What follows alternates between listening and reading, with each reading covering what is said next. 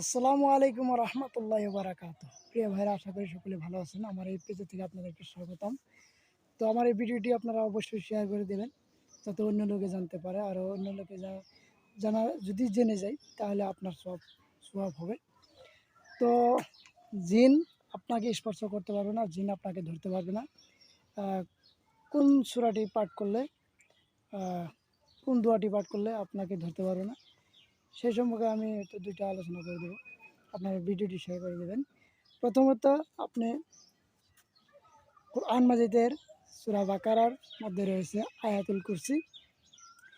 আয়াতুল কুরসি যে ব্যক্তি পাঠ করবে, তার সঙ্গে সূরা ফালাক, সূরা নাস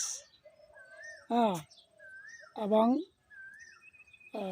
সূরা ইখলাস যে ব্যক্তি পাঠ করবে, তাকে তাকে শয়তান, জিন, দেও, দানব কোনো কিছুই তাকে স্পর্শ করতে পারবে না। ভিডিওটি ভালো লাগলে অবশ্যই শেয়ার করে দেবেন। আসসালামু আলাইকুম ওয়া রাহমাতুল্লাহ।